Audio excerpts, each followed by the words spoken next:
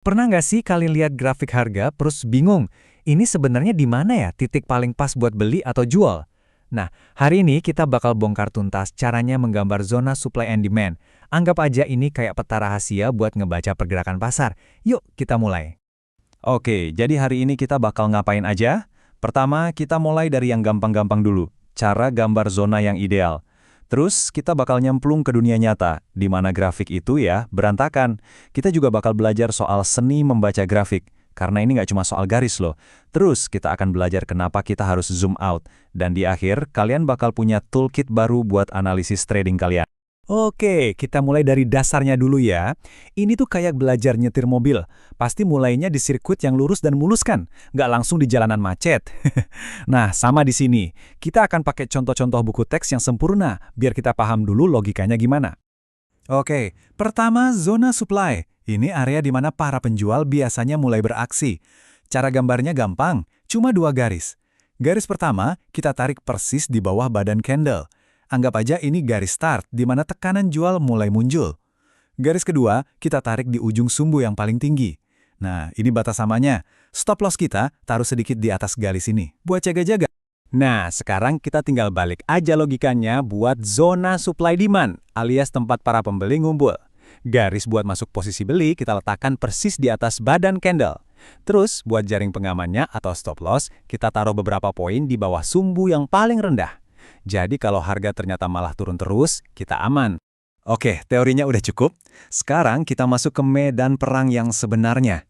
Karena di pasar beneran, grafik itu jarang banget rapi. Kadang berantakan, susah ditebak, dan sama sekali nggak ngikutin aturan buku. Jadi pertanyaannya, gimana cara kita nemuin zona di tengah kekacauan ini? Nah, ini dia nih pertanyaan paling penting. Gimana kalau candlenya nggak berbaris rapih? Kalau sumbunya panjang-panjang, badannya kecil, tenang, jangan panik dulu. Selalu ada cara buat ngebacanya. Kuncinya satu, cari momen ledakan. Tahu kan titik di mana harga tiba-tiba melesat naik atau turun dengan sangat cepat, seolah-olah nggak ada remnya.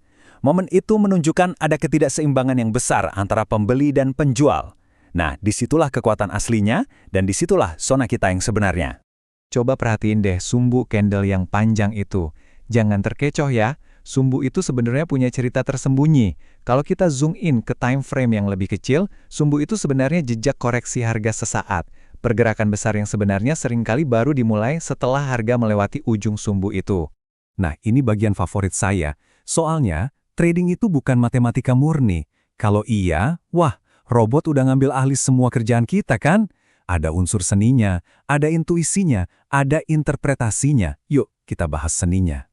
Oke, balik lagi ke contoh yang tadi. Kita jadi punya 2 pilihan kan? Masuk di garis orange, artinya kita main aman, nunggu konfirmasi dulu. Atau masuk di garis kuning, yang artinya kita lebih agresif, coba nangkep harga di titik paling ujung. Mana yang benar? Dua-duanya nggak ada yang salah, tergantung gaya trading dan toleransi resiko kalian masing-masing. Kutipan ini bener banget sih, trading itu lebih banyak seninya daripada sainsnya. Makanya, 2 trader bisa lihat grafik yang sama persis tapi ngambil keputusan yang beda. Dan bisa jadi dua-duanya sama-sama untung. Semuanya kembali ke cara kita menafsirkan cerita di balik pergerakan harga. Jadi, setiap pilihan entry itu ada untung ruginya.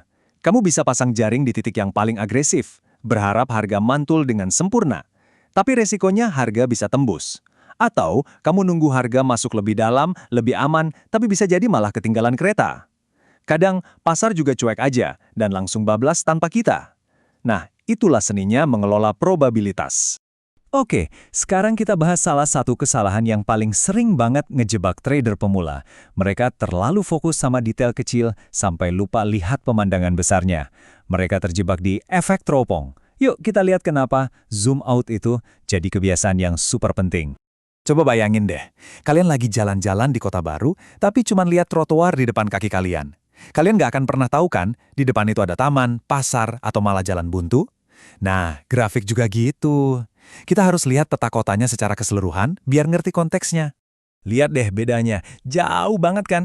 Di sebelah kiri, kita kayak nyasar di gang sempit, nggak ada petunjuk apa-apa. Tapi begitu kita zoom out di sebelah kanan, wih, semuanya langsung kelihatan jelas. Kita bisa lihat di mana bangunan-bangunan support dan resistance, di mana jalan raya supply dan demand. Konteks itu segalanya. Oke, setelah kita belajar banyak hal tadi, sekarang waktunya kita kumpulin alat-alat baru yang udah kita dapat. Anggap aja sekarang kotak perkakas analisis teknikal kalian jadi makin lengkap. Jadi sekarang, kalian gak cuma bisa gambar garis support resisten dasar, tapi juga bisa lihat garis tren. Kalian juga bisa mulai bedain pola-pola harga, apakah ini mau lanjut atau balik arah. Dan yang paling penting dari hari ini, kalian bisa nandain zona supply dan demand, dan tahu persis di mana harus pasang jaring pengaman alias stop loss. Ini fondasi yang kuat banget. Tentunya, semua ini nggak bisa langsung dikuasai dalam semalam ya. Ini tuh persis kayak belajar bahasa baru. Awalnya mungkin lihat grafik itu kayak coretan nggak jelas. Tapi kalau terus dilatih, mata kalian bakal terbiasa membaca pola-pola ini. Kuncinya cuma satu, repetisi dan latihan. Jadi, saya mau tinggalin kalian dengan satu pertanyaan. Dengan kemampuan baru buat ngebaca peta pasar ini, penemuan pertama apa yang bakal kalian temukan di grafik kalian sendiri? Selamat menjelajah!